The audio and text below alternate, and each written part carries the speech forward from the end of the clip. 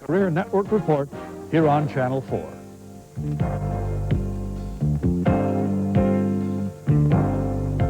WCCO Television, Minneapolis, St. Paul.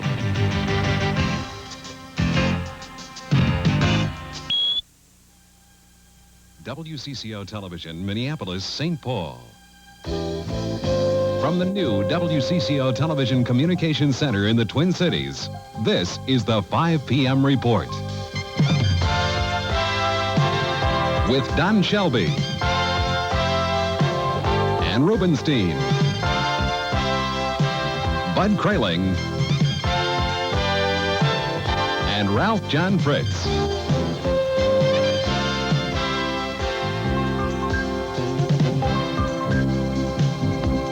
Good afternoon, everyone, and welcome to the Thursday, September 15th edition of the 5 p.m. Report. Among the national and local stories we're watching today is a trial underway in Hennepin County. That's right, Ann. Last year, 2 Minneapolis police officers were accused of brutalizing a man in their custody.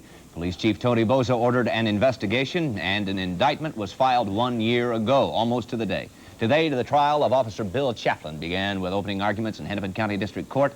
A special prosecutor has been called in to try the case against Chaplin's attorney, Joe Friedberg. Chaplin's co-defendant, James Thurnell, will be tried at a later time. Caroline Lowe is working on a report on that story, and we're going to have a report later on the 5 p.m. broadcast. Within the last few minutes, the Minnesota Sentencing Guidelines Commission began a meeting in St. Paul. The commission is faced with the problem of anticipated overcrowding in state prisons. The commission has rejected the idea of reducing sentences for violent offenders. It will consider other options that include shorter terms for less serious crimes, reducing jail terms for certain property crimes, and lessening the impact of a person's criminal history on his recommended sentence. A 3.5-month strike against the American Hoist and Derrick Company in St. Paul is over. Members of the two unions who walked off their jobs June 1st today approved the company's last proposal. It calls for a 21-month wage freeze with some cost of living provisions. There were 600 workers involved in the strike. American Hoist and Derrick makes cranes, and the plant has been operating at a reduced rate since the strike began. Workers are expected to return to their jobs sometime tomorrow. An unresolved labor dispute could result in more trouble for Minnesota's Iron Range. The Ford Motor Company may close its steel plant in Dearborn, Michigan, if the union there does not agree to wage cuts. The plant has bought taconite pellets from the Iron Range from Eveleth Taconite. Ford has purchased the taconite for years, and if that plant is closed, more layoffs could occur on the Iron Range. Governor Perpich is back home today, traveling around the state to explain what he accomplished while traveling around Europe for 3 weeks. The governor told reporters that a Swedish steel company is interested in Minnesota. Perpich says the state's European trade office will open in Stockholm October 1st, and he says his trip was a success. And I'm going to continue knocking on doors, and we have good people that have done an excellent job while I was gone, and it was kind of a trial run both ways, me being out there and the group here. And I am just, we are going to be a world-class state. There's no doubt about it. Perpich predicts the Twin Cities could become what he calls the Paris of the United States. Don? 8 groups want to build a racetrack in the metropolitan area, made sales pitches today to the Minnesota Racing Commission. There were proposals for sites in Shakopee, Lakeville, and Blaine, among others. The commission took no action today. It won't make a decision until the end of the year at the very earliest. Mike Walsher covered today's Racing Commission meeting, and he's going to join us later with a full report. On Wall Street today, the Dow Jones Industrial Average dropped more than 14 points, and at the closing bell, the Dow was at 1215.04. Israeli Prime Minister Menachem Begin made it official today. As he pledged 2 weeks ago, Begin resigned. Begin led the state of Israel for 6 years. He remained in seclusion today. He is reportedly ill, and he sent his resignation to his government. The Israeli president is expected to appoint Yitzhak Shamir to replace Begin. President Reagan today accused the Soviet Union of violating a 1962 agreement that ended the Cuban Missile Crisis. Reagan says the Soviets continue to violate that agreement by shipping weapons to Cuba, arms the administration says end up in Central America. An administration spokesman later said the president did not mean to say or accuse the Soviets of installing missiles in Cuba that could hit the United States. Well, more human body parts washed ashore today in northern Japan as the search continues for the wreckage of Korean Airlines Flight 7. And there is speculation that the Soviet Union may have found the plane that it shot down. A Japanese news agency says the Soviets were seen lowering a deep-sea exploration submarine into the sea near Sakhalin Island, indicating that they may have located the main wreckage of that plane. The Thursday 5 will continue in just a moment. Time right now is about 4 minutes and a half past the hour.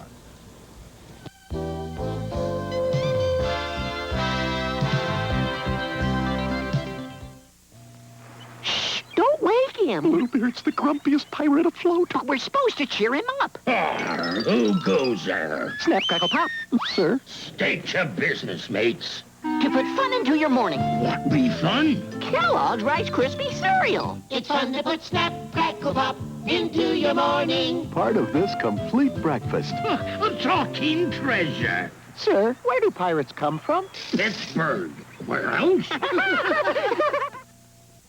Introducing new Almost Home cookies, the cookies that taste almost homemade. These peanut butter fudge cookies taste almost homemade, Dalton. So moist and chewy. But that name, Almost Home. I haven't tasted a cookie so moist and chewy since I was home on leave. But Almost Home, that's a description, that's not a name. Almost Home cookies, a very good cookie and a very good name. What would you call them, Dalton? Almost gone? Oh, look, we hear it all the time. Do this, do that, you'll feel better. Maybe it's good advice, but do we listen? Like when I say call Sprint, stop paying so much for long distance. You say it's a hassle, I'm busy. But Sprint is easy to get and use. Just takes a push-button phone. One call and you're on your way to saving up to 50%. Hate to see you waste your money. Call Sprint, you'll feel better, you will. Are you listening? Call Sprint. Find out about it.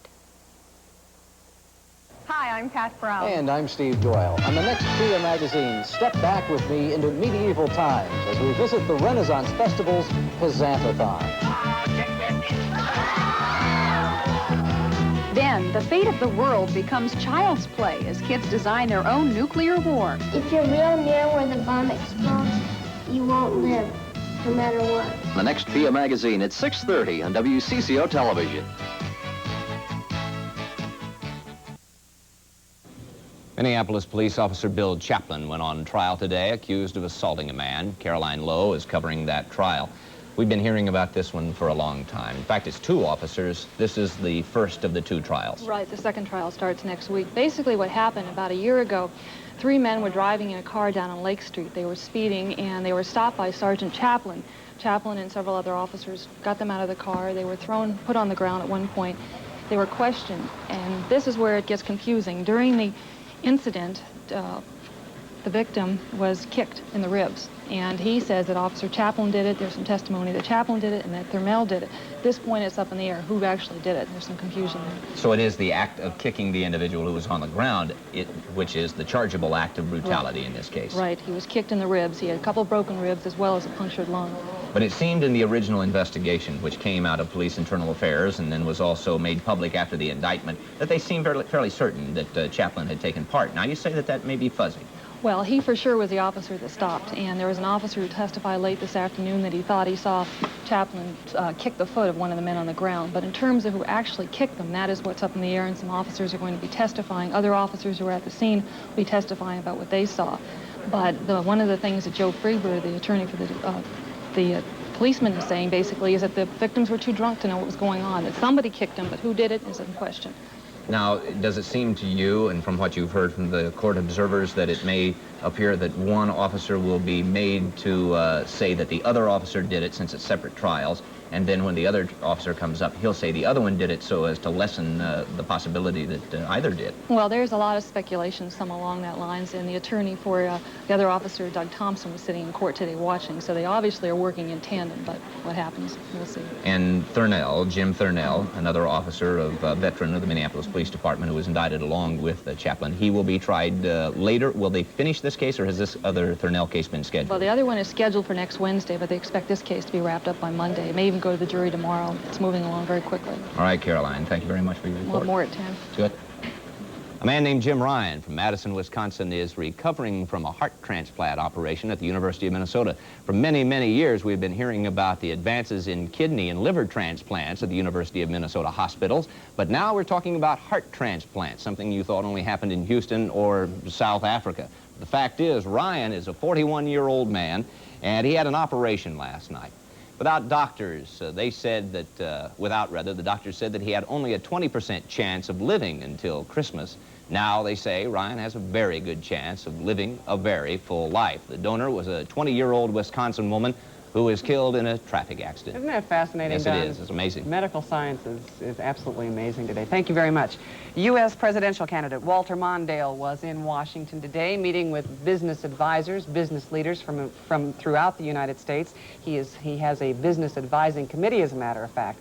Mondale is trying to find ways to create more cooperation between business and labor.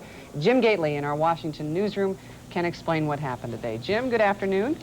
Good afternoon, Ann. Traditionally, the political stereotype is that Republicans help businesses and Democrats take the workers' point of view. But Walter Mondale wants to change all that. He's brought together 140 business leaders to help him develop a new program of cooperation between business and labor. No one in our country can be against American business. Business means jobs. Jobs means opportunity, dignity, and social justice. Mondale still blames President Reagan for the recent tough economic times and is especially critical of high unemployment. When you deny an adult the dignity and the independence of work, it is just about the most devastating cruelty that you can envisage upon that person and their family. Part of the Mondale solution includes tax increases to lower the huge federal deficit. He told these relatively well-off businessmen they are getting too much. The truth of it is that over the last 3 years, most of us in this room have received more tax cuts than we needed. Now, lock the door, but I happen to believe that. After the meeting, Mondale stressed his new cooperative approach. I think the era of confrontation, where we sort of labor fights management and management fight leaders, I think our country pays terribly, and I think most business leaders and labor leaders don't like it. Minneapolis businessman Hal Reutenberg is part of the Mondale Business Council. However, he says Fritz will still appeal to his main constituency. If you don't have the blacks and the women and the environmentalists, you don't have a party. He's never going to get Wall Street on his side, so he might as well cater to his constituency, and I'm all for it. There are 140 businessmen in the Mondale Council, and 10 of those people are from Minnesota. And the Vice President will be in Minnesota next week when he delivers that same message of cooperation to the state AFL-CIO Council in Minneapolis. Jim, thank you very much. Testing began today of St. Paul's new downtown district heating development. The pipes that are buried in the downtown area were filled with water today, and the testing will last for about 2 weeks. The district heating system is designed to supply hot water to heat 24 buildings in St. Paul. The system should be ready to go October 1st, and then another 51 buildings will hook up to the system either in 1984 or 1985. District heating is considered to be a major innovation in energy use. Bud Kraling joins us with details on a really dreary day in the Twin Cities in just a moment, about 13 minutes past 5.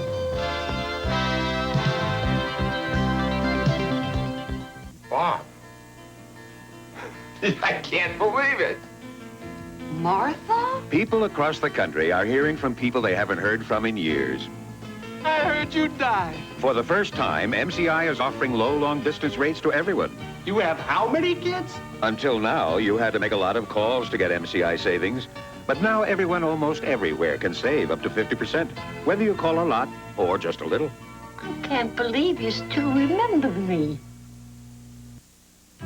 What's Michigan got for you this fall? Smooth casts, nice putts, and great returns. Incredible nightlife, beautiful twilights, and satisfied smiles. Twinkling cities, sparkling shores, sumptuous food, and flavorful wine.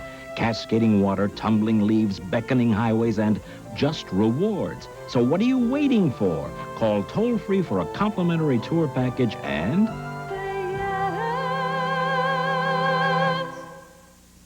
You go to your own dentist. You get regular checkups. You stop your dental troubles early before little problems turn into big problems. you have a healthy set of teeth. Teeth that look better and work better. You've got a Delta dental plan where you work.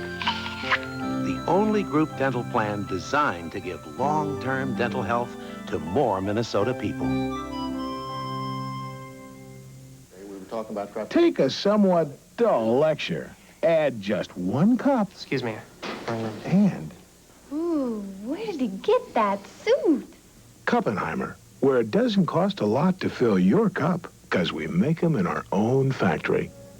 Take a rather quiet evening. Add just 1 cup. Hi. And Where did you get that suit? at Kuppenheimer, where you get that suit, sport coats and slacks for less.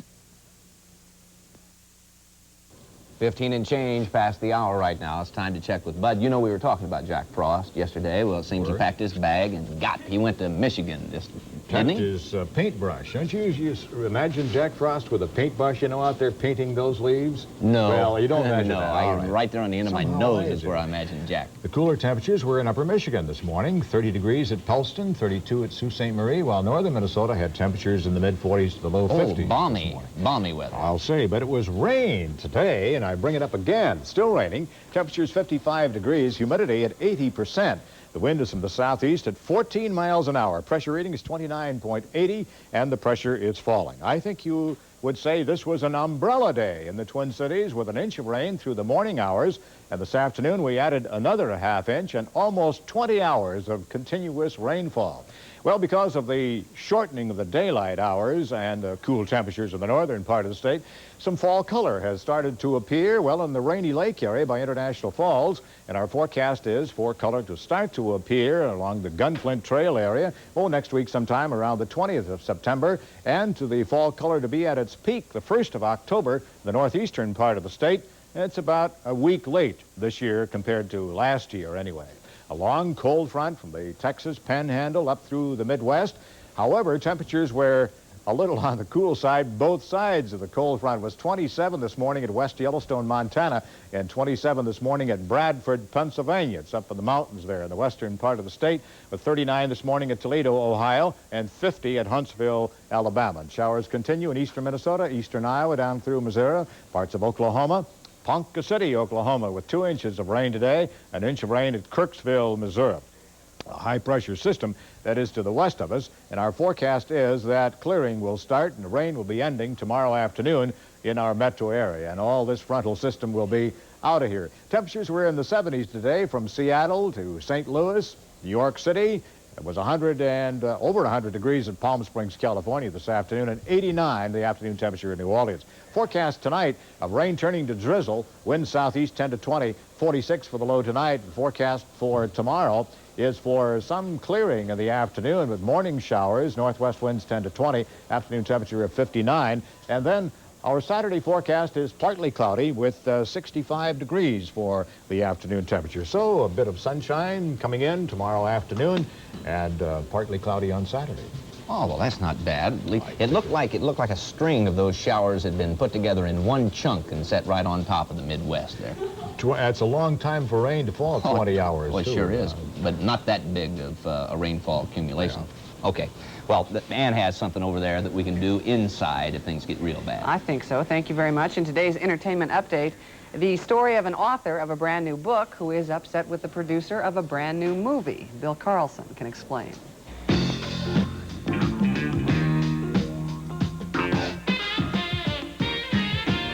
With an entertainment update for this Thursday, September 15th, I'm Bill Carlson. Something of a controversy has arisen over the last couple of weeks about the nearly simultaneous release of a new book called The Rosenberg File and a new movie called Daniel. The director of the movie, the author of the book, were both in town this week. Ronald Radosh, the author, is a professor of history who feels he has found convincing evidence that at least Julius Rosenberg was guilty as charged, though the sentence may have been unjustifiably harsh. Sidney Lumet directed the movie from a book by E.L. Doctorow and says that though others may insist that the coincidences are great between the Rosenberg's actual story and the novel of Daniel Isaacson, the movie is still fiction. Radosh disagrees. the strength of the picture, Daniel, which is supposedly about the Isaacsons, not the Rosenbergs, is its depiction of the milieu of the culture of the old left in America of the 30s and 40s. That's done beautifully. The acting is excellent. The directing is fine. I have no quarrels with it in that sense, purely as a film. I am disturbed because I feel it is a bit disingenuous, indeed a bit dishonest, because while it is not supposed to be a work of nonfiction, E.L. Doctorow and Sidney Lumet say it's a work of fiction, not about the Rosenbergs. In fact, it really is about the Rosenbergs, and they know it. He's fighting for a case now. He's done his work and has published a book and wants that point of view accepted, which is absolutely understandable. In the movie of Daniel, I'm not proselytizing. I'm not fighting for their guilt or innocence. In fact, as I said before, one of the points of the picture is that the guilt or innocence doesn't matter, that you've got to get on with your life, guilty or innocent. He takes literally from the case when he wants to and then departs from it when he wants to. And it has almost a feeling of being a cop-out, since it does not address the question of guilt or innocence, but yet you are supposed to assume they are innocent. I don't think that's fair. My own feelings about the case are very simple. I don't know anything about the case. I don't know whether they were guilty or not. I do know that what my government did to them was far worse than anything they did. That I feel unhesitatingly. It's unlikely that this author or this movie director will settle their dispute, since 30 years have passed since the Rosenberg event without persuasive conclusions. And the theme of Daniel is that such conclusions aren't necessary anyway. And that's an entertainment update for Thursday, September 15th. I'm Bill Carlson. Ralph John Fritz joins us with sports in just a moment, 21 minutes past 5.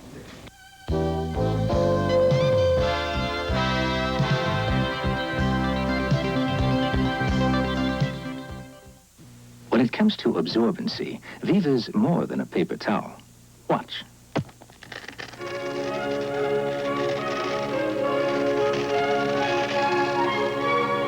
To be precise, it's a paper sponge. It may sound incredible, but Viva absorbs as much as this sponge. So Viva can sponge up your sloppiest spills, sponge up your drippiest drips. Incredibly absorbent Viva, the paper towel that's really a paper sponge. I'm going to show you how to get more for less. Explore other plans, and you'll find that Medicare and More now has more doctors at more locations, and it's as simple as this. And best of all, it's only $18.95 a month. And that's healthy for me and my budget. Call today and see for yourself. Medicare and More from HMO, Minnesota. You know how we put things off till tomorrow or the next day? Well, sometimes that costs you money. And maybe you've put off getting Sprint, which means you may still be paying way too much for long distance, even though you barely have to lift a finger. Same push-button phone, no one comes to your house, but you put it off. Well, aren't you just a little put off about paying up to twice what you have to for long distance? For even one more day? Call Sprint today. Find out about it. Well, you know what makes international sports just wonderful? It's when Americans win, and we've done it twice in a row against the Aussies. You're not too prejudiced, are you? No, not at all. The good ship Liberty has done it again, folks. The underdog yacht from the Americans defeated Australia 2 today in the second race of the America's Cup just off Newport, Rhode Island. Dennis Conner and crew are leading the challengers now 2-0. In the best-of-7 event, the Australians, with their new and improved keel, took a 35-second leg lead here in the third leg. But problems with mast pulleys sticking today proved too much for the Australians to overcome. The Australians sent a man 80 feet in the air to try to correct that problem today, but the mast could not adjust to the changing wind, and the Americans won today's race by 1 minute and 29 seconds. Now, usually, what they'll do is race day to day, and that will not be the case tomorrow because the Australians had said, look, we want a day off to think things over here. They have that option. And boy, that looks beautiful, doesn't it? Want to get your old Hobie Cat out there and, or our windsurfers, our one-man jobs down and take a spin. But the Americans take the lead again. Liberty, the winner today, over Australian 2. And so that makes it 2-0 for the Americans. Incidentally, there is a local company that's involved with the the electronics of the Liberty. And we'll be speaking with those folks tomorrow. Oh, well, great. Who was that guy hanging off the top of that sail on that guy? We didn't get his man, but I know one thing. His elevator doesn't go to the top floor because you'd never catch me Ralph, out there. Ralph. No, Hobie Cat, I think you're right. You can get to the top of that and you can survive the fall. All right, Ralph, thank you very much. We'll see you tomorrow. Some proposed changes in Ontario's hunting and fishing laws were the subject of a meeting in St. Paul today. Ontario officials were in town trying to work out a compromise concerning those proposed changes, which would require non-resident fisher persons to operate from base camps inside of Canada. Minnesota officials are worried that the plan would mean disaster for northern Minnesota resorts. No word on what, if anything, was accomplished at today's meetings.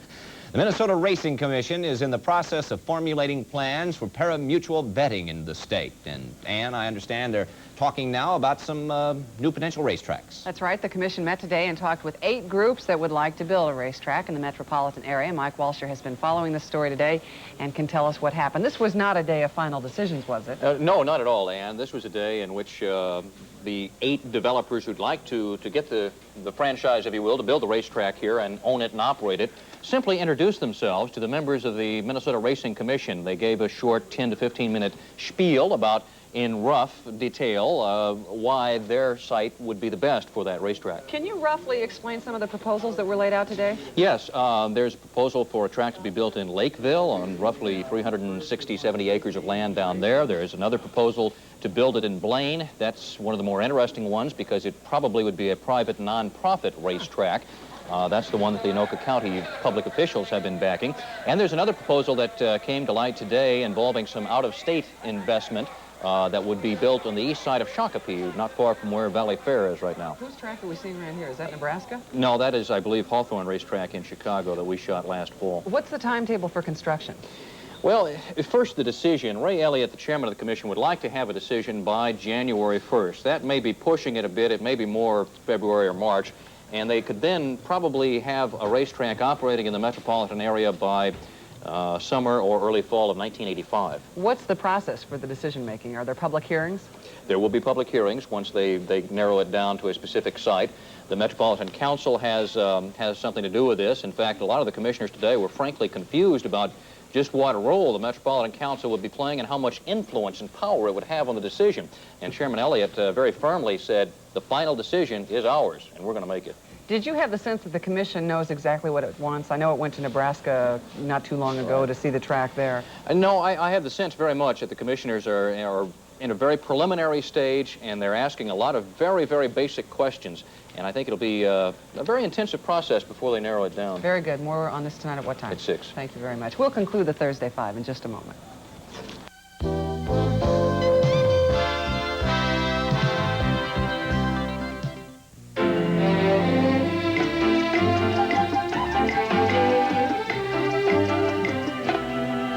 It's an excitement you can taste. Rich, colorful, refreshingly light, cool, and creamy smooth as the land it comes from. It's the Dairy Queen Banana Split.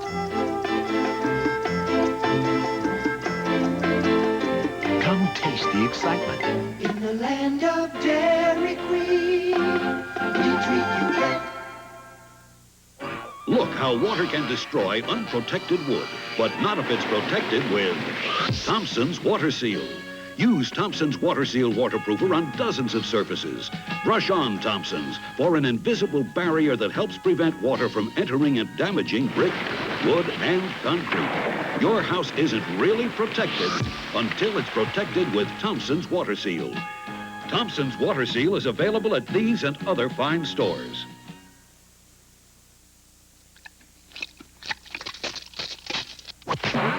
Stanley! I found the solution to what's been bugging us. Another spray that drives us, not them, out of the house. No, the Decimate Pest Repellent. Decimate is a new idea. The safe, scientific way to get rid of mice, rats, and insects without chemicals. Decimate's ultrasonic sound waves bug pests, so they don't bug you. Decimate, available at Our Own Hardware, Holiday Warehouse, and Shopco. Now, just when you thought you'd heard all of the election news, just hold on a minute. Now, Minnesotans weren't the only ones who went to the polls the other night. Iowans went to the voting booths as well. One of the results we'll report is the election of a high school senior to the Board of Education in Ida County. Now, that's where Battle Creek is. 18-year-old Henry Jensen Jr. upset the incumbent by 11 votes to take his seat on the board. Said the senior upon his victory, "All those teachers who gave me bad grades and sent me to the principal's office just better watch out." No, he didn't really say that. No, I just made that up. What he said was he hopes it'll help him, his age, keep in touch with the student issues. I think that's better. And we should have a contest, everybody calling Iowa jokes about this. No, no. No, let's not start that. Everybody gets in trouble. Thank you for joining us tonight. Dave Moore has more of what's coming up at 6. Lisa Schrofer is preparing a report on the settlement of the strike by workers at St. Paul's American Hoist and Derrick Company.